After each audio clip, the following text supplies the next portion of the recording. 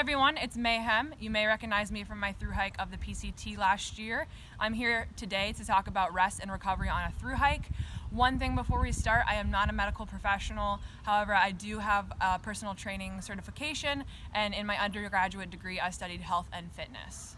Rest on trail and rest in town is going to look a lot different. Starting with rest on trail, that could be just a nap in the shade, it could be taking a longer lunch break, it could be getting to camp earlier or later, it could be waking up earlier or later. Remember, I'm talking about rest in your mental state. So kind of doing something that makes you happier on trail so that you are resting in your mind, you're taking a break from all the stresses that trail may be bringing you. Maybe you're taking a break from stresses that are coming off trail from your family and your friends. For example, last year when I was in the Sierra, it was a mental game that I went through along with the other people in my trail family in that time. We woke up really early to hit the snow before it started melting. So therefore we stopped a lot earlier in the day. We stopped in the afternoon time, maybe 2 or 3. Yes, it was really hard waking up in the morning and that was really tough, but at the end of the day, around 2, it was really nice of a mental rest for me to be able to get to camp early, to be able to set up, to enjoy my dinner, to be able to relax, to be able to lay down in the sun and just kind of detox from the day.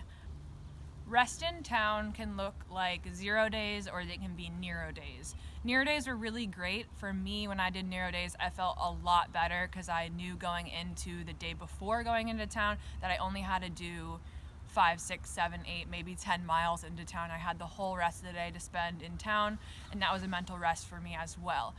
Just a quick note, 0 days aren't as glamorous as they seem. If you're taking a 0 day, it can be a lot more than just laying in bed all day. A 0 day requires doing laundry, going out to eat, walking to a lot of places because guess what? We don't have cars. So some towns are a lot more spread out than other towns. Some towns are really close by and you can get to your resupply really quickly, but other towns you might have to hitch or you might have to walk a few miles sometimes, depending on if you're at a hostel or you're at a hotel. It's not as easy accessible, and there's not many towns that have bus systems or anything like that. So just remember that before you go into a thru-hike, that 0 days, you have to do chores too on rest days, and sometimes in the Sierra section, I took double zeros, and that really helped because I had 1 day to take care of all my chores, and then I had the next day to actually do nothing, lay in bed, eat food, and rest. Recovery in town is going to look like 0 days and eating a crap ton of food. Remember that you are constantly in the state of burning calories on trail. It's very hard to maintain a calorie plus on trail. Towards the end of trail especially, you're often in a calorie deficit. So when you get to town, making sure that you're consuming enough calories, getting back that intake that you didn't get on trail, and consuming high fat things, high protein things, drinking things that are good for your gut like kombucha, maybe drinking some probiotics, maybe you're eating kefir or yogurt or something cultured to maintain healthy gut bacteria. And once again, just make sure that you're eating enough fat and protein as well to maintain your energy. Recovery on trail. So recovery on trail is going to be more active, like I was saying, throwing something in your backpack like a tennis ball or a foam roller.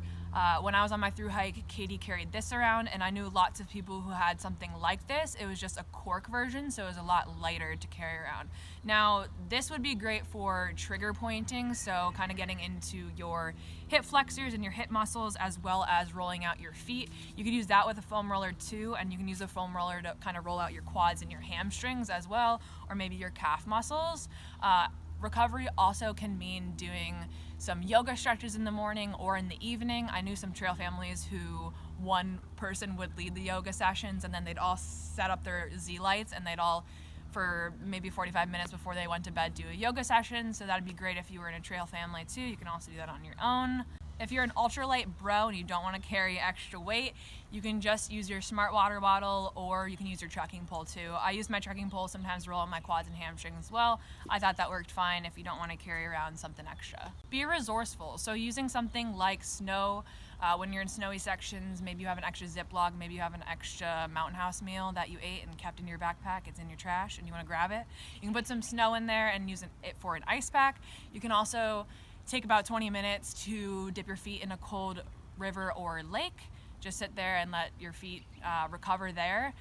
For those of you who walk really fast, just slow down, take your time, smell the roses, talk to your snake friend, grab a buddy, walk with them for a few miles, just slow down. It's not a race, it's a endurance race. For foam rolling on trail, you're gonna wanna hit mainly your quads and your hamstrings, and then your calves and your feet. So those points mainly, obviously you're working your lower body, so you're gonna wanna roll out your lower body way more than your upper body, because it's gonna be used more than your upper body. So you can just kind of sit down, be in a comfortable position, lay down, and roll out your quads and your hamstrings this way. You can also lay down and put this in your hip flexor and kind of roll on top of it as you move back and forth. If you typically see those bigger foam rollers, they're a little bit easier to work with, but you can also do the same thing with the smaller foam roller and the tennis ball, like I said before, putting it in your hip flexor and rolling it out and using that to roll out your hamstrings and your quads as well. So I'm gonna be showing you 3 stretches that you can do on or off trail to stretch out your hip flexors and your lower back and your hamstrings. So the first one we have is a runner's lunge. So you're gonna go from your knees, 1 foot forward, either your left or right, and you're just gonna do a deep lunge here. Try to stretch your back leg out as far as possible and bring your hands down to the ground. You can hold that there for about 10 to 15 seconds, and then you can switch sides, obviously. The second one I have for you is to lay down flat on your back, and then take either your right or your left, put it over the opposite leg, and then using your hands grab underneath the opposite hamstring, and then just pull that closer to your body. You can sit up like this, or you can lay down as well. Once again, you want to hold stretches for about 10 to 15 seconds for them to be effective. The last one I have is child's pose, and that's going to be a lower back stretch. So once again, you're going to be sitting on your hamstrings, kind of sitting back here, and you're going to take your hands and you're going to reach forward and then sit back. So you want to sit back here. You can put your hands above, or you can put your hands below, so palms facing up here or here. What worked for me isn't gonna work for everybody, so if anybody has any suggestions, leave them in the comments below. Everybody else can check them out and use them for their hikes in the future. Thanks so much, and happy trails, guys.